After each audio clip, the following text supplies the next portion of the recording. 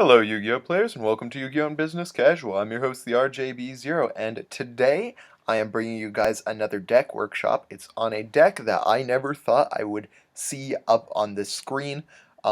It's Photon Galaxy, which I'm sure many of you guys have seen the video. I have ranted about many times how much I hate this deck. I just, for the, I don't know why, I just cannot stand Photon Galaxy. However, TeamGambit816 sent this deck to me, and I saw some things about this deck that I actually really liked in comparison to other Photon Galaxy builds. So I am actually kind of excited to play around with this. But first, some housekeeping. I'm deciding that actually I would like to do a deck workshop every Tuesday from here until I run out of deck workshops to do. So if you guys want to send me a deck to workshop, definitely do that. Like, maybe a Wednesday, so that I have the week to test out your deck and then do the workshop. So let's get down to the workshopping of this particular deck. So this is TeamGambit816's Photon Galaxy deck.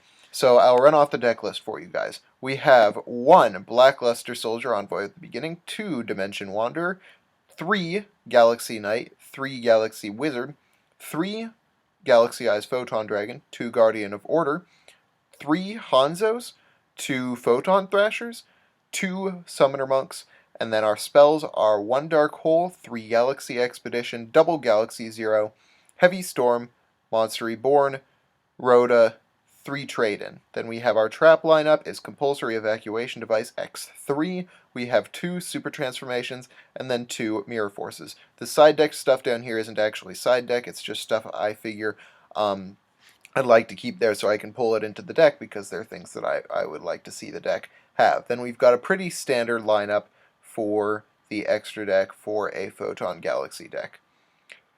So the first couple of things that I notice about this deck. The first one is the Hanzo engine. I think that one of the things that the Photon Galaxy deck lacks, really lacks, is speed and consistency. Hanzo adds that to the deck because you can use the Hanzo to get your super transformation, which will then allow you to go into your Galaxy Eyes Photon Dragons. And this is an extremely consistent engine, since the Hanzos can search out the super transformations, and with the Rhoda involved, even if you draw into the super transformation turn 1, you can still grab that Hanzo from your deck.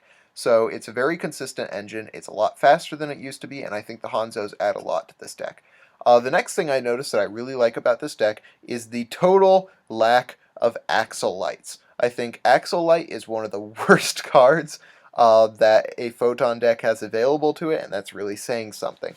It really messes up its own plays. You have to either have Galaxy Zero available or Photon Thrasher available in order to even use it, and even then it isn't particularly useful. So I like that it doesn't have Galaxy Light, and then I like, or Axle Light, not Galaxy Light, and then I like the fact that he has added in the Guardian of Orders, in order to allow him to use the triple trade-in, which adds even more consistency to the deck and allows you to set up those Galaxy Knight plays with Galaxy Eyes Photon Dragon. So now that I've done this, I'm going to talk about the playstyle. And I really like the playstyle for this particular deck. I'm never going to admit that a Galaxy Photon deck is even remotely competitive because I don't think it ever will be. However, I think this is actually a fun build. It's a viable build for maybe a local setting, a casual setting, and I really enjoyed it. So what you really want to do with this deck is put the Galaxy Eye Photon Dragon on the board, get in some damage with it, maybe use a Dimension Wanderer, which is really great because it deals 3,000 damage if you use it again, if you successfully use your Galaxy Eyes Photon Dragon's effect, which can end games, which is really good. And I like when I'm playing, it allows me to set up those plays with the Galaxy Knight, because I can go for the Hanzo, I can go for the Galaxy Eyes Photon Dragon, and then at that point it's really just a matter of getting a Galaxy Wizard on the board, and I can use Galaxy Expedition, or even just use Galaxy Zero to get a Photon monster from my graveyard in order to go for the Galaxy Knight play with Galaxy Eyes Photon Dragon. So this play style is Basically, you get the Galaxy Eyes Photon Dragon out, you use it until your opponent kills it, and then you get a way to put the Galaxy Knight on the board, which allows you to bring back your Galaxy Eyes Photon Dragon, at which point you can either go for a rank 8 Xyz or start beating them upside the head with the Galaxy Eyes Photon Dragon again. So if I were to take out things in this deck, and there are a couple of things that I would take out. There are a couple of things that just seem redundant to me. The first is the third Galaxy Expedition.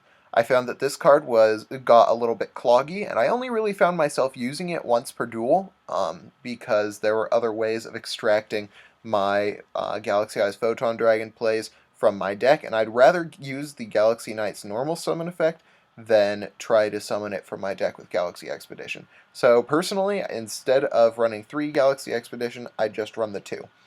The next thing that I thought was not the optimal were the 2 Mirror Forces. In my opinion, Mirror Force is worse than useless this format. It actually becomes a detriment to your moves, because your opponent has so many ways to get around it this format, with things like Spellbook of Wisdom, or with Mecha Phantom Beast Dragasack, or with spellbooks. Sorry, I'm thinking of another deck. With Evil Swarms, they have that Pandemic card. There are just so many ways to get around Mirror Force right now, especially with the release of Mecha Phantom Beasts. So I say that Mirror Force definitely needs to go. You're not going to find yourself using it, and it's just going to sit there and be dead. The next thing I never found myself using was Summoner Monk, and the reason was because the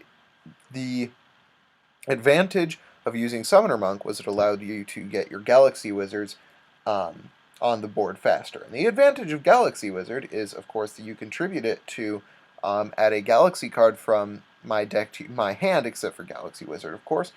But in all reality, I would rather have the Galaxy Wizard available to normal summon or to Galaxy Zero than to use up my precious spell cards in order to put it on the board, because in all reality, you're not going to have that many spell cards in your hand, so if you're discarding one for Summoner Monk, you're not going to have that Galaxy Expedition available or that Galaxy Zero. I think the Summoner Monk doesn't do enough for the deck to justify its running. Galaxy Wizard in and of itself is very good. It allows you to add your Galaxy Eyes Photon Dragon or your Galaxy Knight from your deck to your hand, or even your Photon Thrasher if you really want. Oh no, never mind. It's only Photon monsters. So your Galaxy Knight or your Galaxy Eyes Photon Dragon to your hand, which you can then use for trade-ins to speed up the deck. Alternatively, you can use it for Galaxy Expedition, and you can go for those rank 8 Xyzes. So in all reality, I think that Galaxy Wizard on its own is much better than Galaxy Wizard summoned with Summoner Monk. And you're not going to use Summoner Monk to summon a Hanzo, because Hanzo won't be able to do the search, and you're not going to use it to get Photon Thrasher just because you can't. So I would take out the two Summoner Monks. So now we have a build that looks relatively consistent. It gets its win condition pretty easily.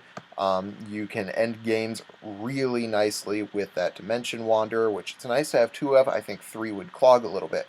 Now there's some things that I think the deck lacks. For instance, play stopping.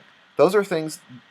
Stopping plays is something that you can accomplish via Effect Veiler, Bottomless, Torrential, or Fiendish Chain. Personally, I prefer Bottomless and Torrential. Those are the 2 cards that I would use the most often in order to put play stoppers into my deck. For this particular deck, since it relies so heavily on field presence, I would definitely go with the double Bottomless over the double Torrential. Another thing that this deck, in my opinion, is lacking is ways of getting your plays through. There are a lot of big plays that this deck really relies on, that if they don't go right, if they go wrong, you don't have a lot to back them up. So I definitely say that protecting the plays in this deck is extremely important. And one of the best ways to do that is with Forbidden Lance. Normally, I'm the kind of person who would run 3, but I can't think of anything that I would rather take out short of maybe Dark Hole, in order to put the 3rd one in. So I'm going to put 2 in, but I would definitely recommend trying out replacing the Dark Hole with a 3rd Forbidden Lance. And then finally, in order to just add more power to the deck, in order to add more battle phase plays to defend your Galaxy Eyes Photon Dragon or your Galaxy Knight if you used it, I would put in an Honest. It works well with the Photon Thrasher. It works well with Galaxy Knight. and it works well with Guardian of Order, and is another card that can end games.